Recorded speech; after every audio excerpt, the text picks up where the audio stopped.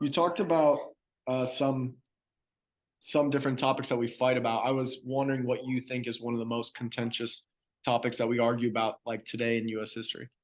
Well, so yeah, that's a good question. I think slavery is certainly one. Some of you may know the New York Times a few years ago, I don't remember exactly when it was, but it was fairly recently. They came out with something called the 1619 Project.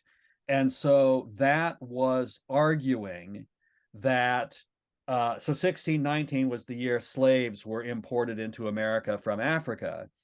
And so it was arguing that that really was a hugely consequential event in American history, that just like a whole lot of our history really can't be understood without that. And so many people have been highly offended by that. Have said, oh, yes, slavery happened and it was bad. That's a stain on our history. But, we ended slavery with the Civil War. We haven't had it in a long time. And they try to sort of downplay it. Whereas the 1619 Project was really saying, that was something that really had a huge role in a whole lot of how American history has unfolded since then and continues to have huge effects today. So it's not just a relic of the past.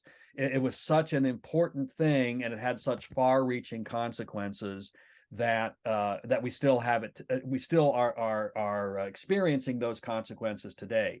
So, for example, people of African descent, I don't have the figures in front of me, but they are on average, considerably poorer than people of European descent.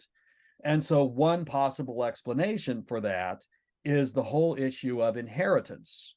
Um, people who have never been part of being slaves, they've always been able to pass on their death, pass on whatever wealth they have to the next generation. And a very large percentage of the American economy is inherited wealth. There's a French economist named Thomas Piketty who estimates it's 40%, like 40% of the wealth in our country is inherited. Well, people of African descent are at a huge disadvantage there because for many, many generations, their ancestors were slaves and weren't earning any money that they could pass on. So that would sort of be an example. So some people want to deny that slavery has had this kind of lingering effect. So if I haven't really sort of thought through what would be the number one thing, but I think that's near the top in part because of the 1619 Project being such a recent development. Um, so speaking of 1619 Project, when you kind of did the debunk on all the critics for Howard Zinn, um, are you interested in updating that for like the 1776 commission and Mary Grabar's? I know you have a section about her. Yeah.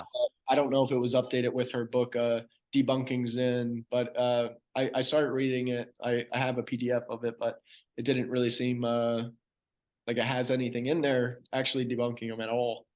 Yeah. So yeah, I didn't read that all the way through. I sort of glanced through it, and I'm going to admit something to you.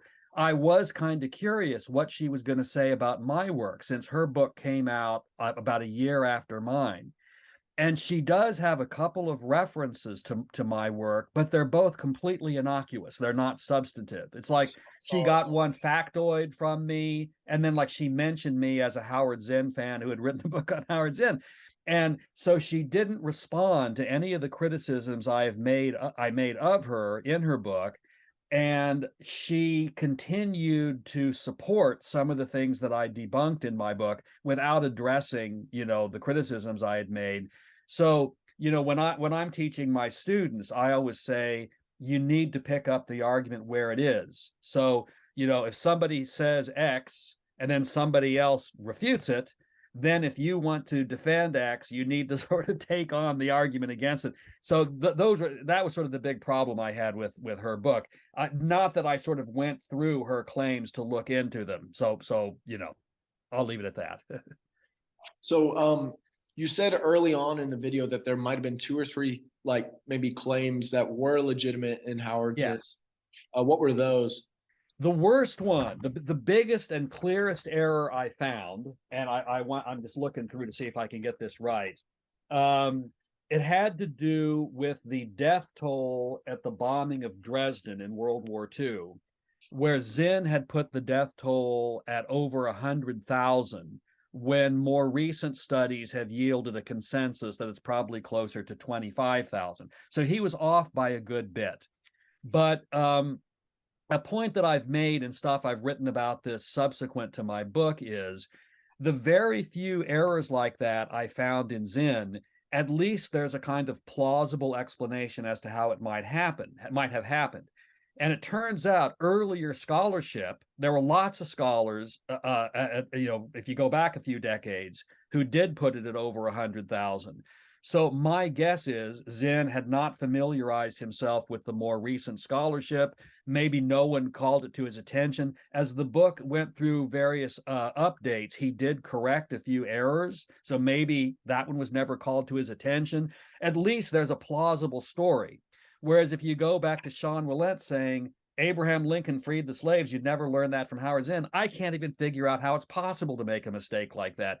Any decent human being, if you're going to criticize someone after they've died and you're going to make a charge like that, you'd at least check to make sure that you got it right. And he didn't. But at any rate, back to your question, that was the biggest one I found. There were like 2 or 3 others where it depended on interpretation, where Zinn said something where if you interpret it one way, what he's saying is right, but if you interpret it another way, it's wrong. So it's like there was one clear error, 2 or 3 where it depended on interpretation, and like 80 where the critics were just clearly, demonstrably wrong. It was just an amazing thing that I found. We have about 3.5 minutes left. Here's kind of a two-parter. Sure. Message or advice to young history students, and do you have any helpful resources like I don't know, something we're talking next week to Brown University's Cost of War. They kind of look at like the economic impacts of the war on terror, Iraq and Afghanistan. Wow. So Yeah. are there any like resources that you have for us? Oh, that's such a good question. I guess one thing I would say is I'm interested in human rights issues.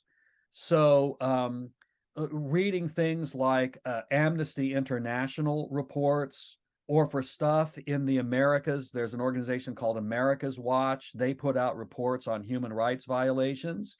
And I think the reason sources like that are important, the International Council of Jurists is another one. The International Red Cross is another one. The reason things like that are important is our media, they tend to get their information just from American sources, and American sources tend not to point out human rights violations by American allies. I mean, things like Saudi Arabia beheading people for the crime of sorcery. You tend not to read about that in the New York Times. But you can read about it in these human rights reports. So that's the one I can think of off the top of my head as a resource. And then as for advice to young historians, be brave, be bold. Don't feel that you have to just write history the same way everybody else does. Feel free to try to do something different. Feel free to look into topics that are maybe under reported on, if they things that are important that you don't find in the common surveys. I think those are things worth doing.